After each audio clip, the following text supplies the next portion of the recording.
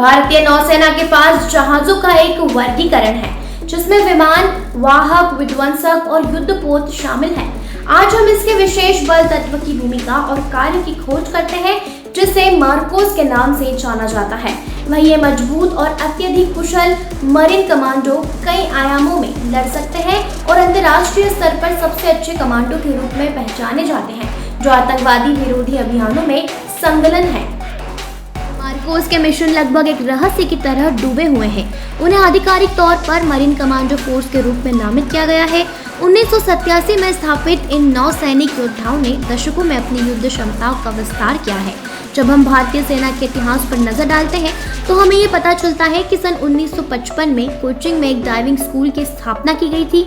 यह British special boat service की मदद से किया गया था। इस प्रारंभिक चरण में भारतीय नाविकों को विस्फोट, निपटान और बचाव, गोताखोरी जैसे लड़ाकू डाइविंग कौशल सिखाया जाता है। 1981 के भारत पाकिस्तान युद्ध के दौरान भारतीय लड़ाकू गोताखोरों को कार्रवाई में भेजा गया था, हालांकि वे प्रत्याशित उद्देश्यों को पूरा नहीं किया। इस चरण के दौरान भारतीय नौसेना लीडिंग ऑपरेशन में भारतीय सेना की सहायता के लिए आगे आई। 1988 में भारतीय नौसेना के आलाकमान ने महसूस किया कि एक नौसैनिक विशेष बल टीम के लिए एक कमी थी जो एक समुद्री युद्ध की माहौल और आतंकवाद विरोधी अभियानों में संलग्न हो सकती थी। इसके बाद डाइविंग स्कूल से 3 अधिकारियों का चयन किया गया था और विश्व प्रसिद्ध अमेरिकी नौसेना सील के साथ संयुक्त राज्य अमेरिका में अपना प्रारंभिक प्रशिक्षण किया। बहुत से श्रीलंकाई इस बात से अनजान होंगे कि मार्कोस ने लिट्टे के खिलाफ एक साहसिक जल जनित छापे में भाग लिया था जिसमें उसके एक अस्थायी बंदरगाह को नष्ट कर दिया था।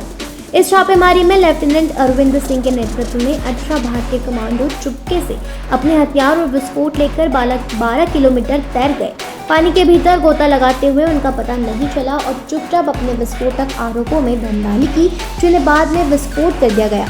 कुछ ही मिनटों के बाद लिट्टी ने भारतीय कमांडो पे गोली चला दी, लेकिन मार्कोस टीम बिना किसी हताहत के सुरक्षित वापस तैर गई। 1988 में मार्कोस ने समुद्र में एक और गुप्त छापेमारी की। प्लॉट से संबंधित 47 श्रीलंकाई भाड़े के सैनिकों के एक समूह और कम ज्ञात ENDLF ने 23 मालदीवों को बंधक बना लिया था।